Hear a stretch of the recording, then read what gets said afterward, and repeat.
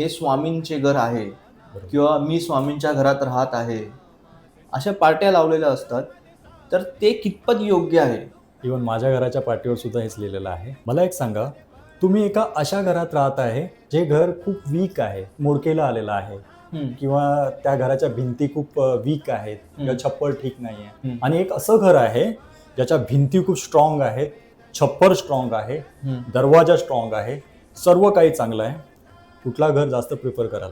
Obviously जो चांगला आहे तोच प्रिफर करणार.